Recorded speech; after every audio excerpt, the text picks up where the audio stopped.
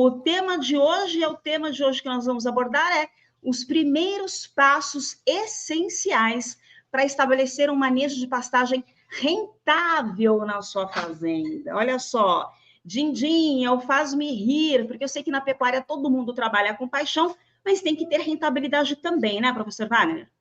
É isso aí, Lilian. Boa noite, Lilian. Boa noite a todos. E vamos conversar sobre um assunto bastante interessante. O que é o manejo e como fazer a coisa certa. Professor Wagner Pires, para a gente começar já esse bate-bola, conta para a gente o que significa um manejo de pastagem eficiente e rentável. Lilian, eu sempre falei que nós temos duas épocas do ano, período das águas e período da seca. O pecuarista tem que ganhar o ano todo. O que acontece, Lilian? O pecuarista ele tem a noção de que o gado ganha mais nas águas e na seca ele vai ganhar menos, mas ele não vai deixar de ganhar. Isso é ter um manejo rentável. Agora, é importante também para isso estabelecer uma base sólida para o manejo de pastagens, né, Wagner? Tudo começa no manejo de pastagens, correto? Com certeza, Lilian Dias. O que acontece? Não existe pecuária sem pasto. E não existe pasto sem um bom manejo do pasto. É uma relação de respeito. O gado entra andando sobre aquilo que ele vai comer. Então, o pecuarista, sabendo disso, ele tem que criar um ambiente satisfatório. De que forma? Com sombra, com água, com o coxo de sal, o ambiente protegido, o ambiente com harmonia. Quanto mais o capim estiver na altura correta, Lília, menos o animal terá que andar sobre o prato de comida dele. Então, e quanto menos o animal pisoteia o espaço que ele vai comer, melhor fica a qualidade da pastagem.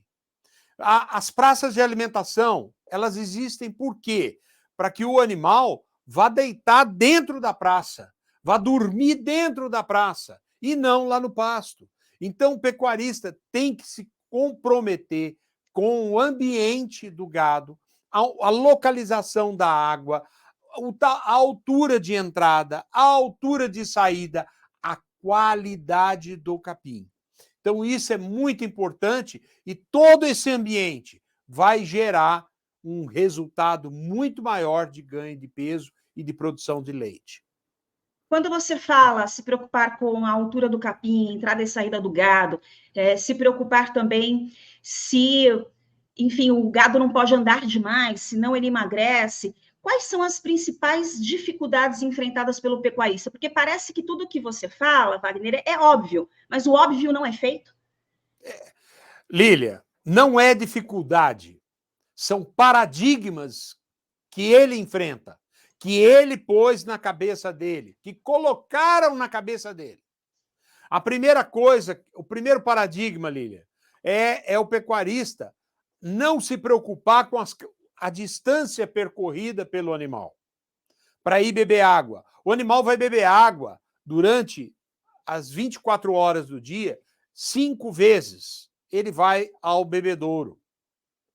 E se esse bebedouro estiver muito distante, Lília, o animal chega a perder, deixar de ganhar 5 quilos por ano do peso dele, por unidade animal. 5 quilos a cada 500 metros que ele anda.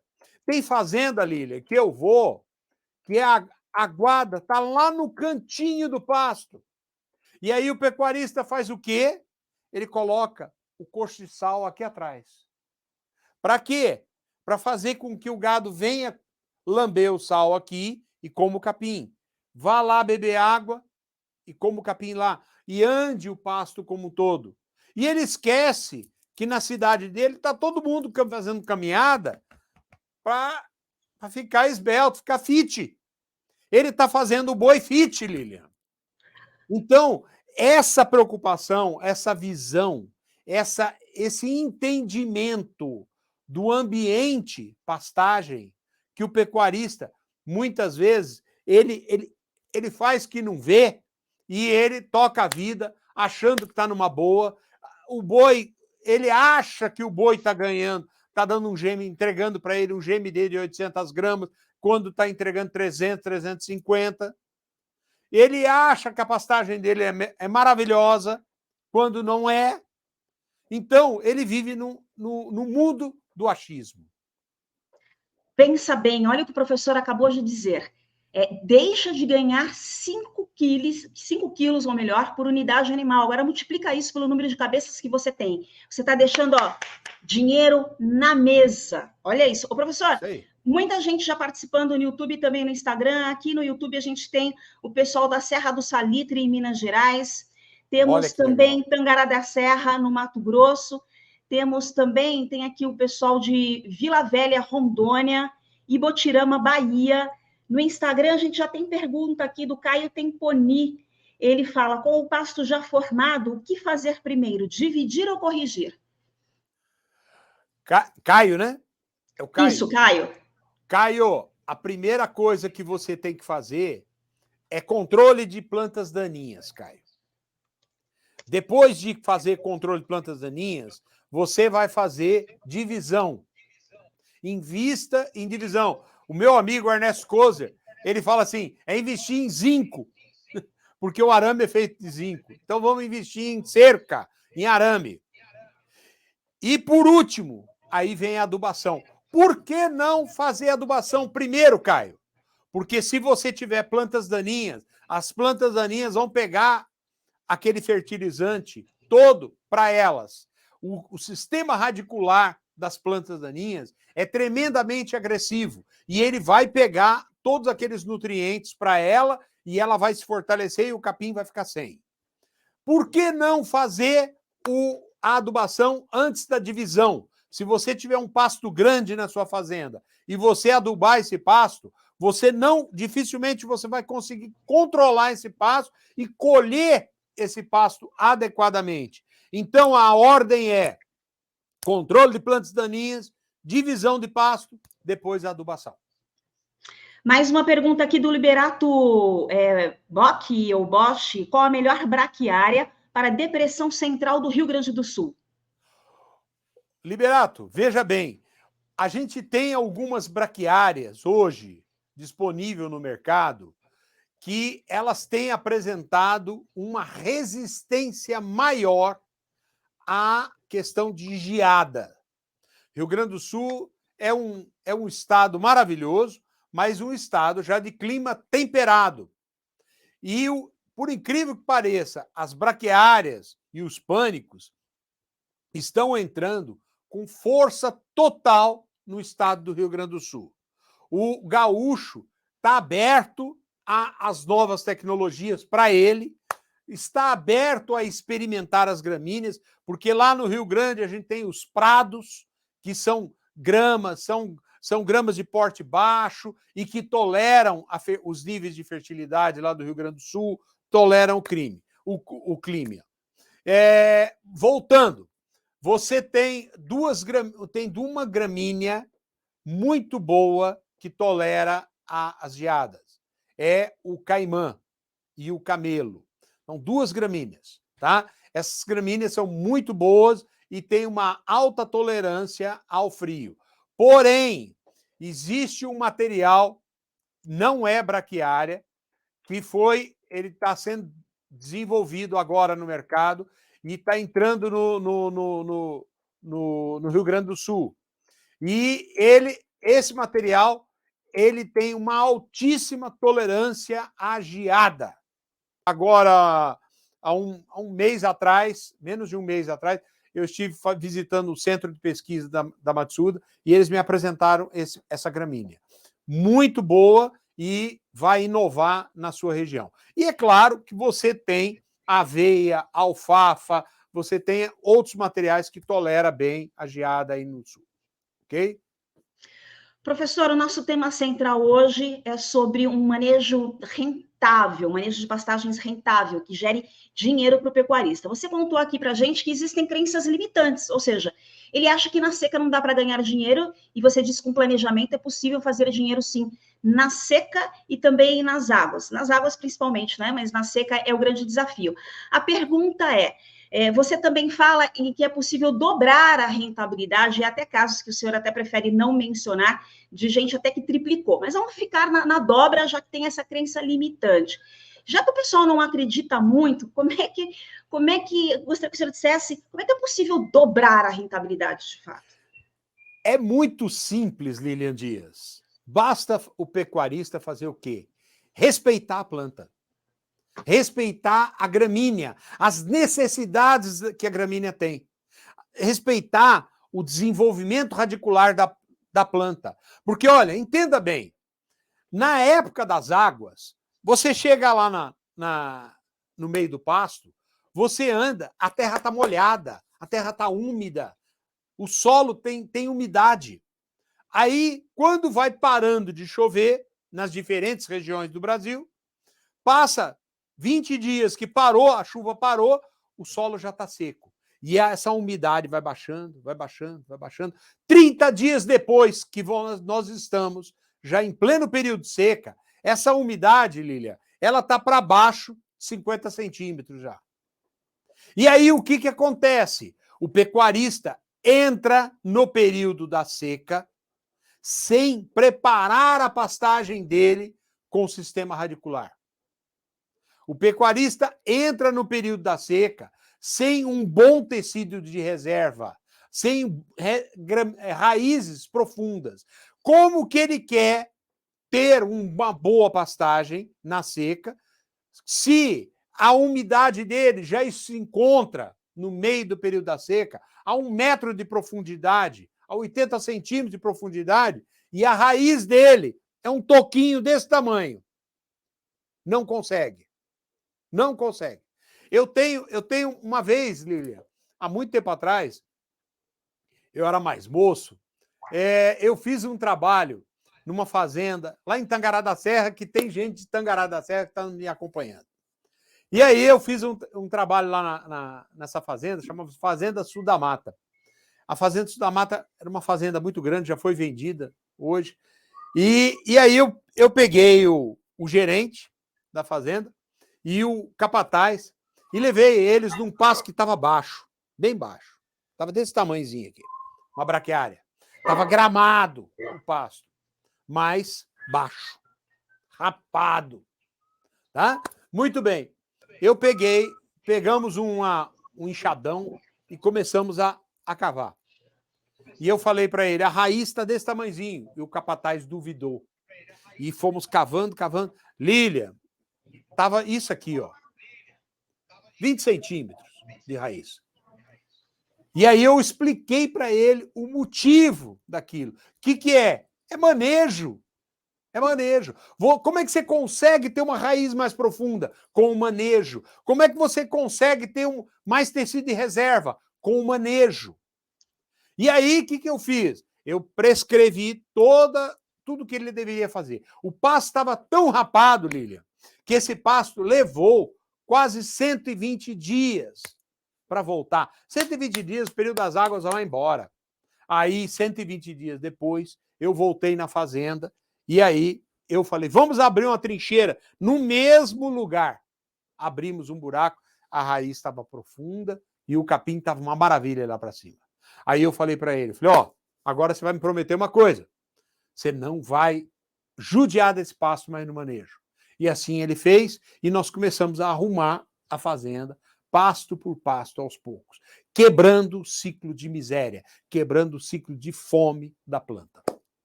Ô, Wagner, você disse que o capataz duvidou, eu queria ter visto a cara dele quando você mostrou que a raiz estava curta. E aí?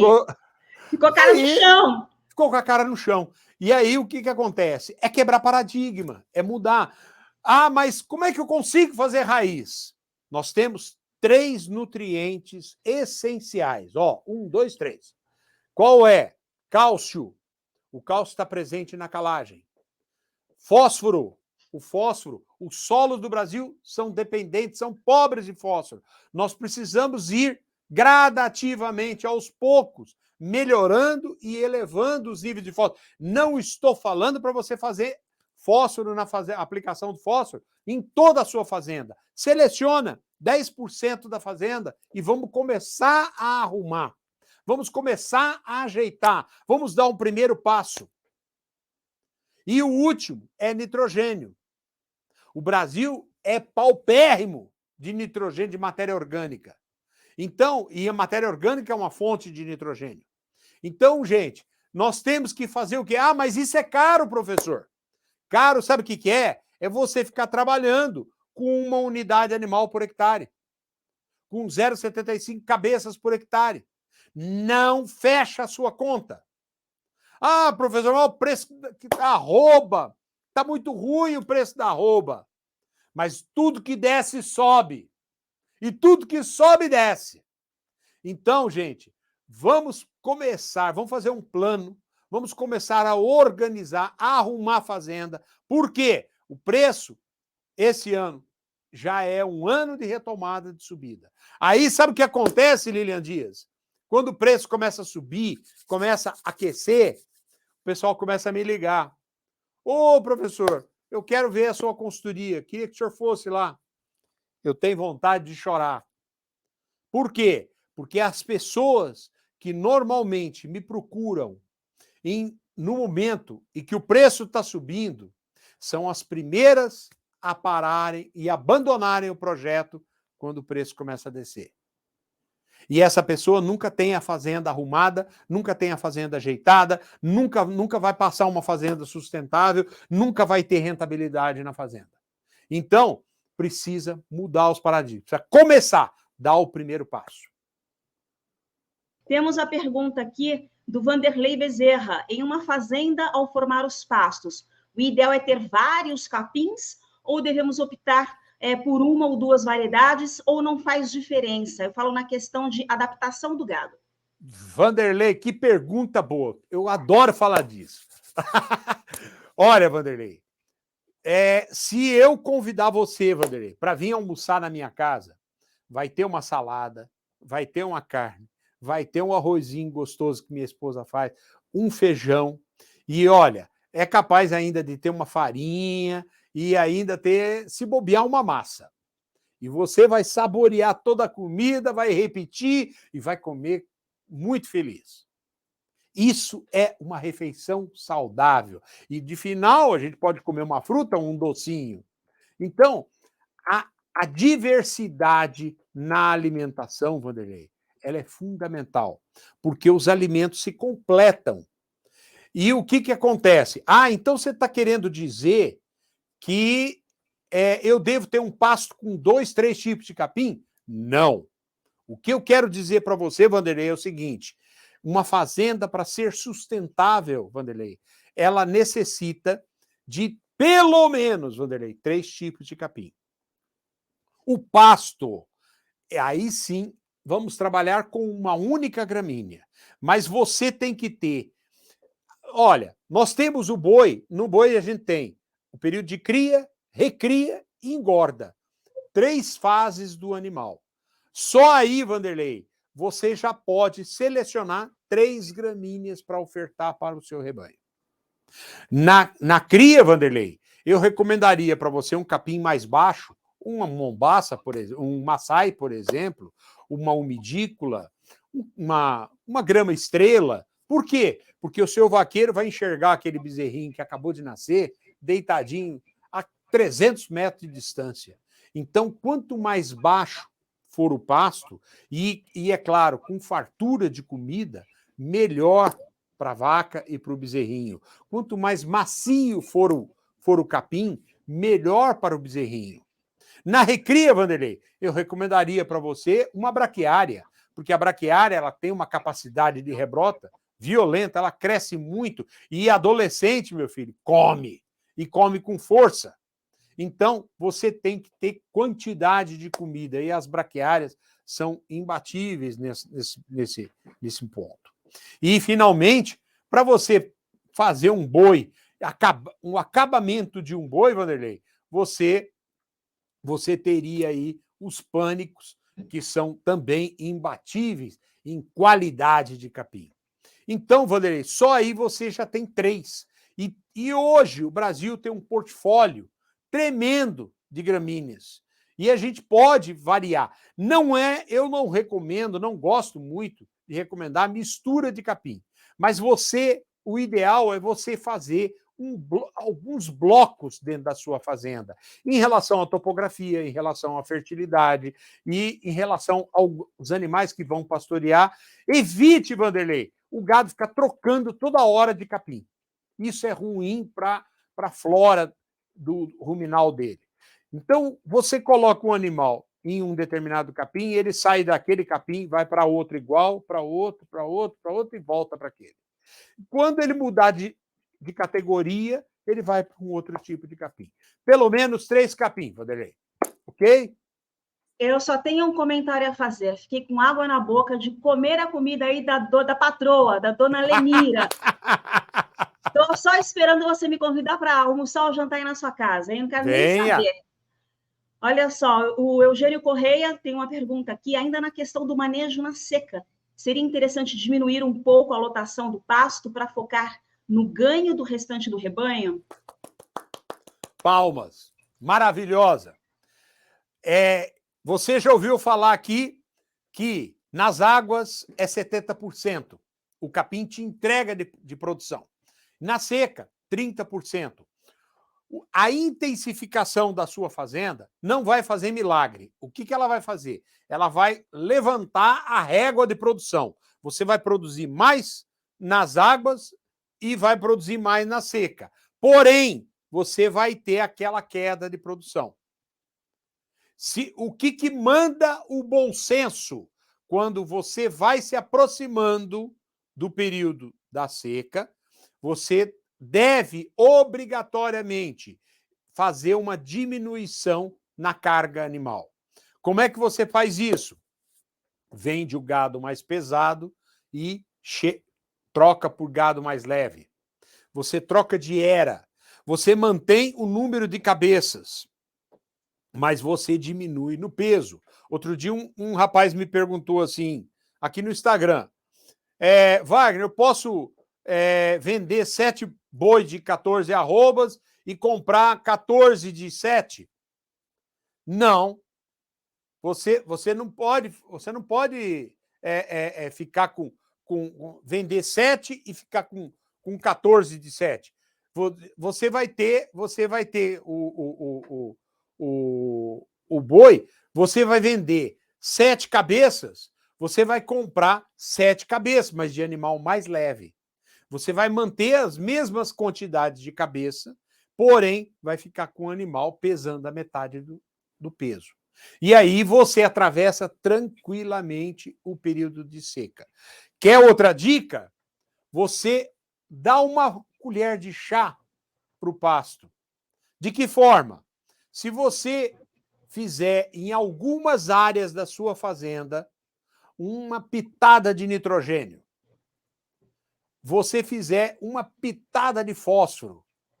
Como é que é isso, professor? Pitada você faz uma adubação via folha, que não é adubação, é nutrição. As plantas enganam vocês, as empresas enganam vocês falando que aquilo é adubação. Não é adubação. Isso é nutrição.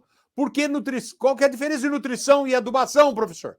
Adubação, você constrói os nutrientes que faltam no solo.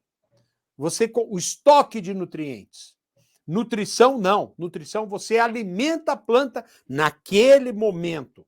E 30 dias antes de terminar o período das águas, se você fizer uma pulverização sobre a planta com produtos que tenham nitrogênio, produtos que tenham fósforo, produtos que tenham leonardita, produtos que tenham aminoácido, auxina, citocinina, esses produtos vão trabalhar a planta e a planta vai ter mais raiz e mais tecido de reserva. Ela vai entrar com uma raiz mais profunda justamente para pegar aquela água que eu estou falando para você.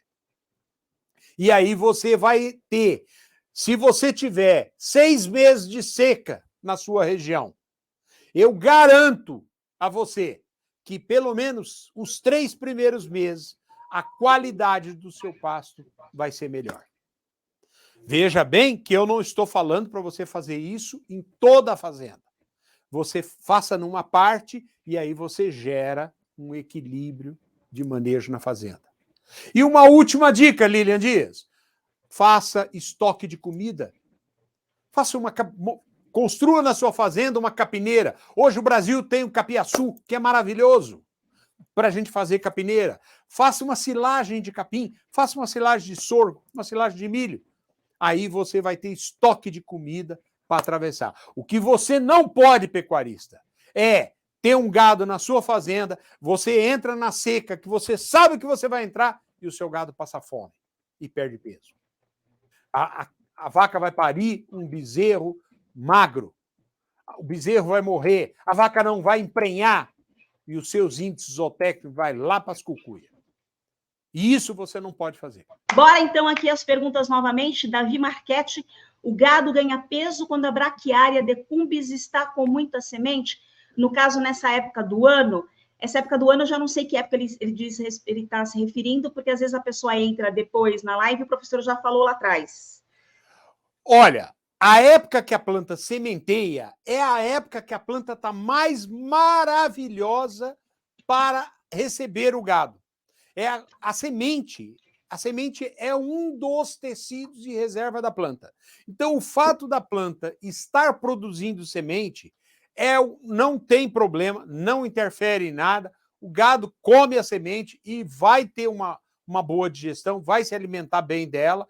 Isso dá um ganho de peso para ele e não atrapalha em nada, tá? E a quantidade de semente que cai é suficiente para o gado e para a reposição de indivíduos no pasto. Então não tem problema nenhum. Professor Valdeni pergunta, onde encontrar sementes de caimã? Onde encontrar sementes de caimã? Você tem que procurar no site da empresa Papalotla. Tá certo. O Eugênio, ainda na questão do manejo na seca, eu acho que eu já fiz essa. Não, já fiz essa. Seria interessante diminuir um pouco a lotação do pasto para focar no ganho do restante do rebanho? Já fizemos. Sim, é importante reduzir. Mas é claro que se você criar uma boa estrutura alimentar, se você preparar a planta para atravessar o período de seca, se você tiver uma silagem, tiver uma capineira e assim por diante, ou quiser fazer o que a gente chama de um semi-confinamento, tá? Suplementar seu gado no coxo, você talvez não precise diminuir. Ok? Pergunta do Adson. Tem o solo mais argiloso numa parte e outra mais arenosa. Estou fazendo passo a passo. Porém, estou em dúvida sobre que capim plantar, pois vendedor deixa a gente mais em dúvida ainda. Fazer recria. Ele quer vender o peixe dele, né, gente? Mas então você tem que aprender, professora, para saber o que você tem que comprar aí. Então, eu já dei algumas dicas para você aí. As braquiárias são as minhas preferidas para uma recria. É claro que você tem que analisar o que eu tenho na fazenda. O que você tem? Então, é importante você procurar harmonizar essas áreas que você vai plantar agora com o que há em volta. Ah, Wagner, mas se for assim, eu nunca vou melhorar, nunca vou mudar nada no meu pasto.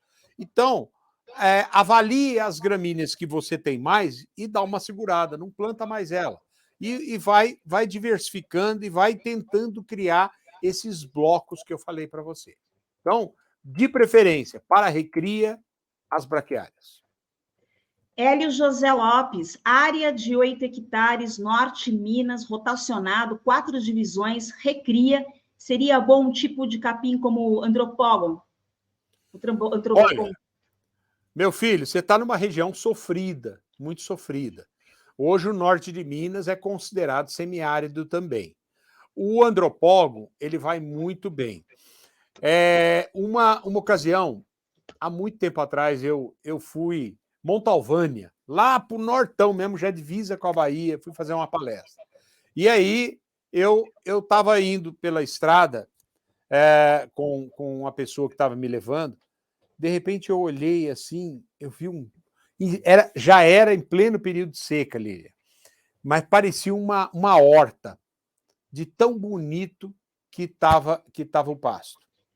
Tão lindo, tão verde. E aí eu peguei e fui para a cidade aonde lá para Montalvânia para dar a minha palestra. E lá eu comecei a conversar com o pessoal e falei dessa fazenda. Aí eles falaram para mim assim, Wagner, essa fazenda, eles adubam os pastos. Então, olha, eu respeito muito os pecuaristas que choram e falam da seca do norte de Minas. Muitos pecuaristas que falam que não existe saída. Ao meu ver, agronomicamente, nós temos saída, desde que você estruture as suas pastagens melhor. É claro que o andropógo, ele é uma gramínea com um alto sistema radicular, muito bom para enfrentar. Nós temos o búfalo, nós temos o urocloa, então temos materiais muito bons aí também para enfrentar a seca. Tem essa braquiária nova aí, o camelo, que também aguenta. Então tem materiais bons aí. Eu acho que você pode até, às vezes, abandonar o andropógo e partir para experimentar algum desses materiais que eu falei aí. Ok? Professor, essas práticas eficientes de manejo de pastagens que você vem explicando para a gente uma vida inteira ao longo desses últimos dias, contribuem de que maneira para a saúde e o bem-estar do gado? Você já andou falando aquilo que o pecuarista faz de errado. Se ele fizer tudo certinho, quais são as vantagens para a saúde e o bem-estar do gado? Ô, Lília, o bem-estar vai ser que o animal vai se alimentar melhor, o animal vai ter um ganho de peso maior, o animal apresentará uma precocidade maior. Então, e isso vai se reverter a uma lucratividade para o pecuarista maior. O que o pecuarista nosso tem que entender é que a dona de casa, a pessoa que compra carne, não compra mais aquela carne que era vendida na feira, nos mercados, que ficava de pendurada, o sangue escorrendo. Ninguém quer mais esse tipo de carne. Nós queremos, as donas de casa, as pessoas querem carne, uma carne macia, uma carne numa cor bonita, numa maciez, num paladar satisfatório, bom. As pessoas pagam mais pela qualidade. Hoje, qualquer cidade que você vai, você vê as famosas boutiques de carne. Lá se vende, é tudo arrumadinho, os cortes, tudo direitinho, tudo dividido. O sujeito vende mais uma série de outras coisas lá. Então, está mudando a forma do mercado comprar. E o mercado internacional é mais exigente ainda. Então, pecuarista, acorda, muda, porque aquele tempo de produzir na lata, de qualquer jeito, já foi. O Renan Henrique, quando o pasto passa do ponto de soltar o gado, prejudica no ganho de peso? Prejudica. Quando você atrasa, perde o momento de colocar o gado, o capim cresce demais. E ele tende a acamar também. E aí o que acontece? E a qualidade do capim também passa. O capim fica passado. É a mesma coisa, Lília, que eu chegar para almoçar na sua casa e você pegar aquele. Não tem outra coisa para me servir ali, para botar na mesa. Vamos pegar um alface, aquele alface já está passado na geladeira. O sabor daquele alface já está ruim. A cor daquele alface não está verdinha, não está bonita. E é claro, isso vai interferir em tudo. Até na quantidade de alface que nós vamos comer. Então, o que acontece? Quando o pecuarista tem que tomar muito cuidado para não deixar o capim passar do ponto para ofertar para o gado. Mas, se acontecer um problema de água, acontecer um problema de manejo e passou, deixa o gado entrar, deixa o gado bater, e o que vai acontecer? O gado vai pisotear muito esse capim e vai acamar. E vai criar um colchão de capim pisado.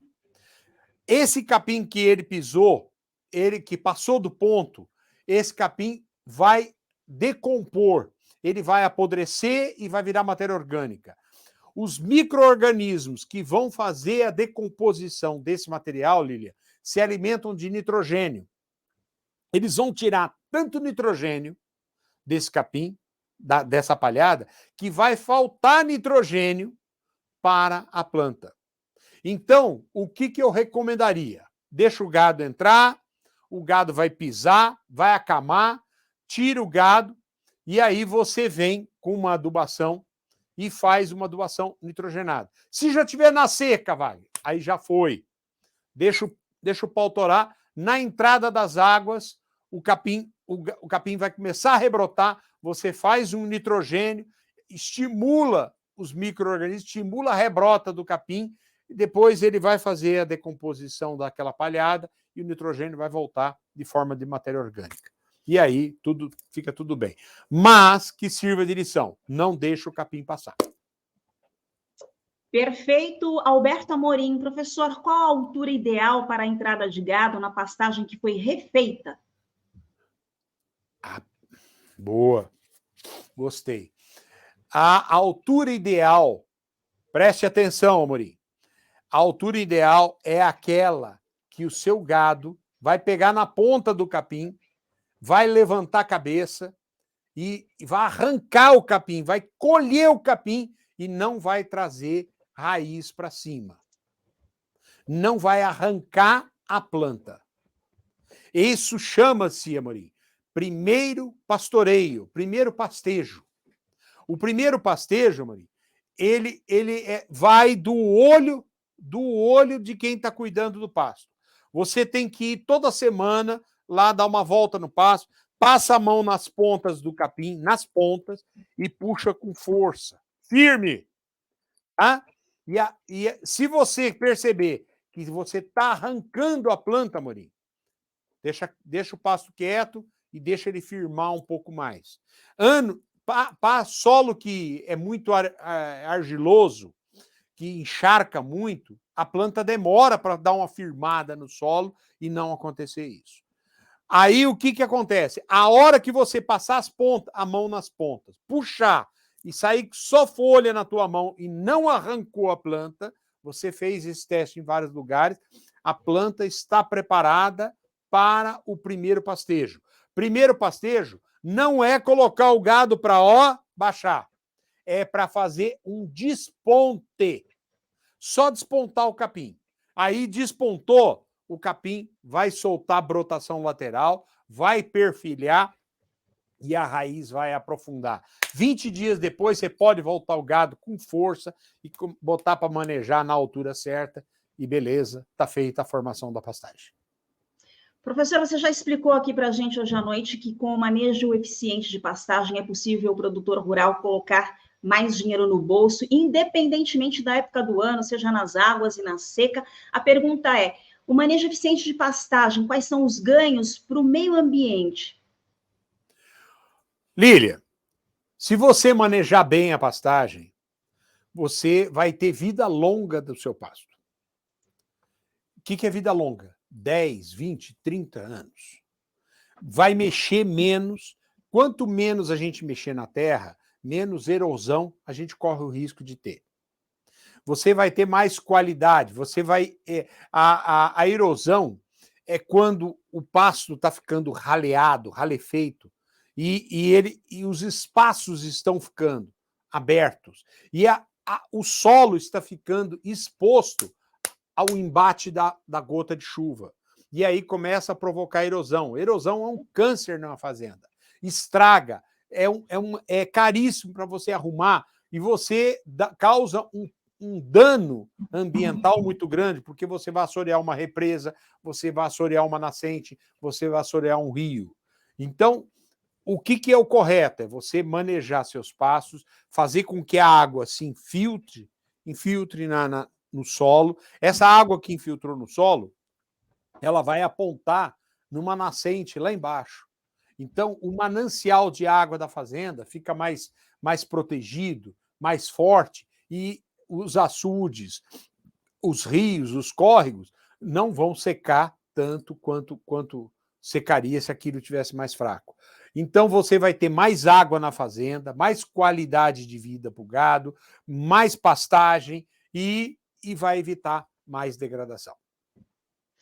Esse manejo de pastagem eficiente, correto, ele influencia também no produto final, ou seja, na carne e leite de qualidade, professor? Claro que influencia ali. Influencia tremendamente. É aquilo que eu falo: quanto menos o gado anda, mais ele ganha peso. Quanto menos o gado anda e quanto mais sombra o gado pega na pastagem, mais qualidade de capim ele pega. Lília, o que mais faz um pasto secar é o vento. É o vento. O vento, ele chega a provocar uma perda de 750 milímetros de água do solo, que vai se perder, vai evaporar. Isso é trabalho comprovado da professora Ana Maria Primavesi, uma das maiores autoridades desse Brasil, que já faleceu, em cima da manejo ecológico da pastagem. E aí, o que acontece? Como é que a gente evita o vento na fazenda? Se a gente tem que ter árvores, tem que ter arborização. Eu tenho uma fazenda, a Fazenda Igarapé, que eu presto consultoria.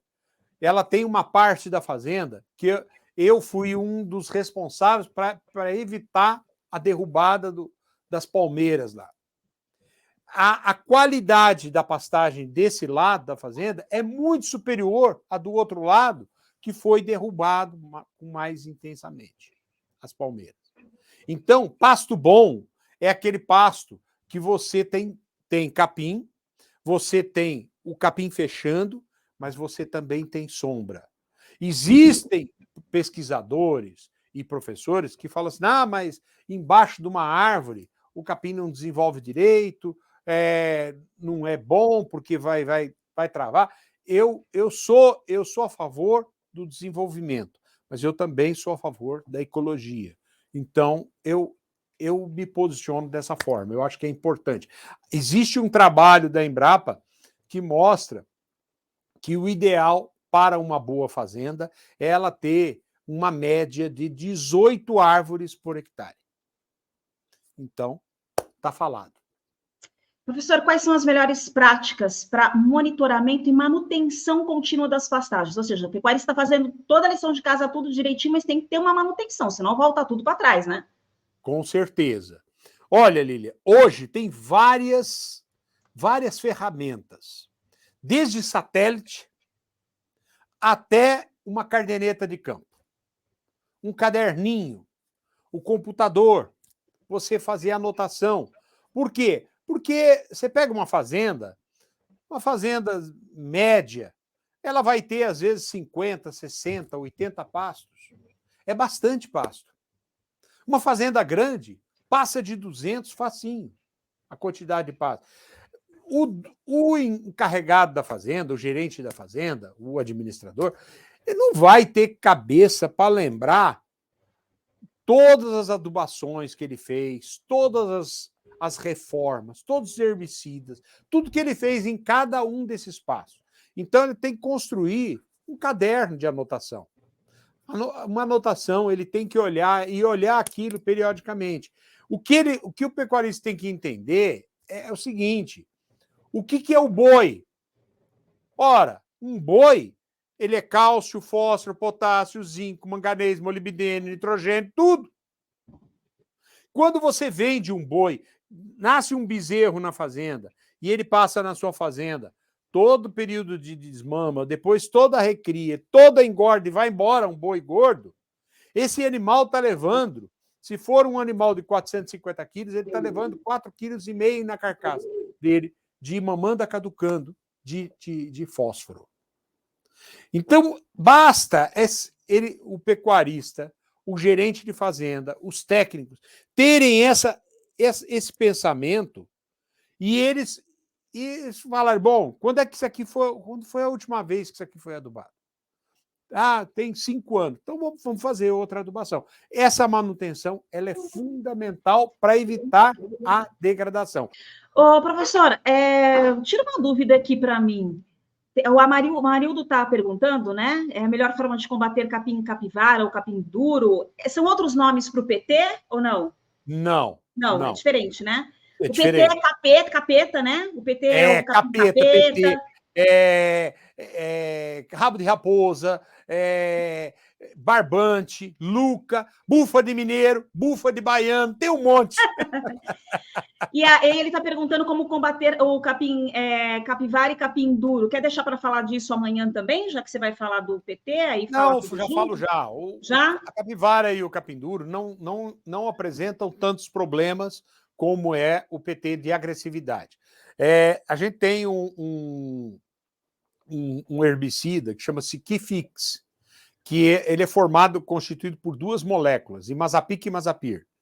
Esse produto tem uma eficiência muito boa para eliminar esse Paspalum virgato. Basta fazer a aplicação. É claro que vai existir um banco de semente muito grande ali no chão, vai haver uma rebrota, vai haver volta, você tem que ser persistente, mas você, com esse produto, você consegue fazer um bom controle. O Marcos Bicalho, acho que ele chegou aqui na live no momento que você falava do período das águas e também da seca. Aí ele pergunta: 20 dias depois seria regra ou o período das águas pode diminuir conforme brotação? O período, com certeza, no período das águas, você faz um manejo. Ai, peraí, professor, desculpa, tem uma complementação. Ele fala para primeiro pastejo. Para primeiro pastejo. Tá. Não, isso aí vai depender do ritmo que a pastagem está vindo. Outra coisa, se você pôs um calcário, um fósforo nessa pastagem, ela vai te entregar uma produção muito mais rápida e isso se antecipa. Um dos fatores, eu já fiz um trabalho no dia de campo da Fazenda Igarapé, eu plantei em Mombaça, sem nada, com calcário e fósforo, com calcário, fósforo e potássio, calcário, fósforo, potássio e nitrogênio. Mas olha, ficou a coisa mais linda do mundo, uma escadinha assim, ó, dá uma diferença tremenda. E todas as plantas foram plantadas no mesmo dia. Então, quem forma pasto e faz adubação de plantio, você acelera a formação do seu pasto, você acelera a entrada do gado, o gado roda no mínimo uma vez a mais e isso paga o investimento. Renan Henrique, capim gordura tem algumas vantagens? Se tem. Eu lembro com muita saudade do capim gordura. Hoje em dia quase não tem mais. Eu brincava e eu sempre falei assim que capim gordura é igual fogão de república. Você punha a mão assim, a mão grudava. É muito interessante, Lília. A folha do capim gordura, você pega na folha dele, ela é cebosa. É cebosa. E ele é muito bom de proteína. Qual que é o problema do gordura? Que ele desapareceu. A produção de semente dele é muito difícil. E aí ele foi desaparecendo, foi diminuindo o plantio, o pessoal foi plantando mais braquiária, e aí acabou-se o gordura. Ainda a gente tem muito gordura em Minas Gerais, no Espírito Santo, Rio de Janeiro, a gente tem muito gordura por aí. Mas não... Tomara que algum pesquisador resgate ele, porque ele é um capim fantástico. Fogão de República, hein? Fogão de República. Prefiro o fogão da Dona Lenira, viu? Vou cobrar aí o meu jantar. Não, lá em casa não. Não, o fogão da Dona Lenira, que tá tudo limpinho, comidinha, ó, nota 10. Só tô aqui, ó, só aqui, ó. Vamos então para a última pergunta, então, da Cacilda Pimenta. O que fazer para recuperar uma pequena área que está com o solo descoberto no pasto? Posso cercá-la para recuperar? Pode. Vamos lá, você tem 2 tipos de raleio no seu pasto. A população de capim sua, ela baixou.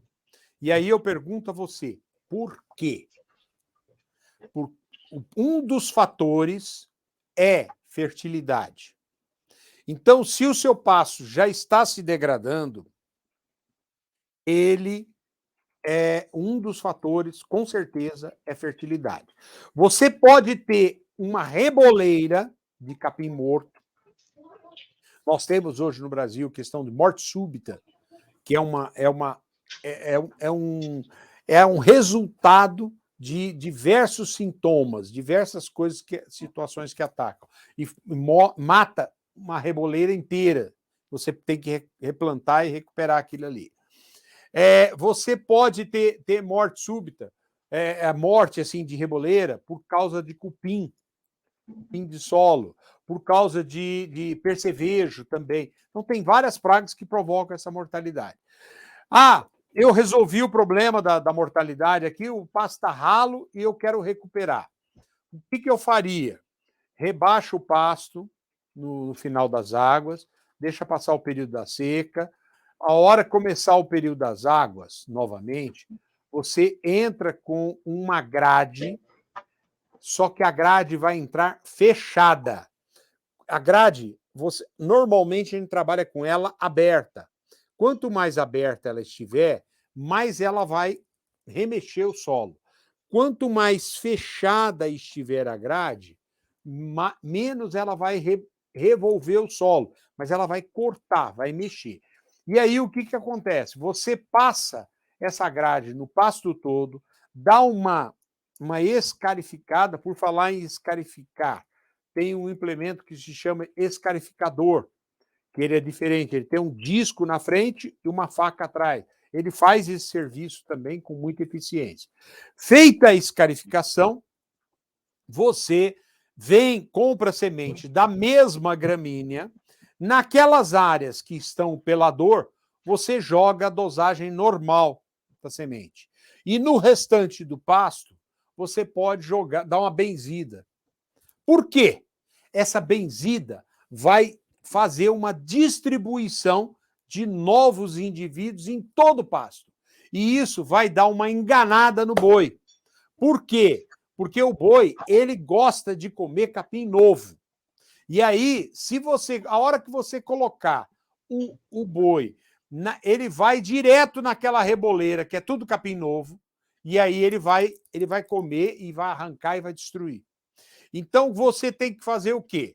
Primeiro, veda o pasto, deixa o pasto crescer bastante, deixa o pasto fortalecer, não conseguir mais arrancar aquele capim daquela reboleira, e aí você solta a boiada e o pasto está recuperado. Mas, se esses espaços vazios ultrapassarem 40%, minha filha, grade em tudo e faz tudo outra vez, que não vale a pena economicamente. Eu tive uma reunião com os rapazes aí, e aí o rapaz falou assim, ô professor, mas como é que pode o senhor nessa idade aí, tá aí entrando na onda aí de rede social, esse negócio, tá bombando aí no Instagram? Eu falei, rapaz, eu tô me sentindo um meninão, um garotão, e tô aproveitando, tô feliz da vida. Por quê? Pela quantidade de pessoas que carinhosamente entraram na nossa página, estão participando. Eu estou tentando, às vezes é tarde da noite, eu estou lá tentando responder e estou curtindo tremendamente. Professor, recadinho final aí. Grande abraço, um beijo no coração e amanhã a gente se vê. Tchau, tchau.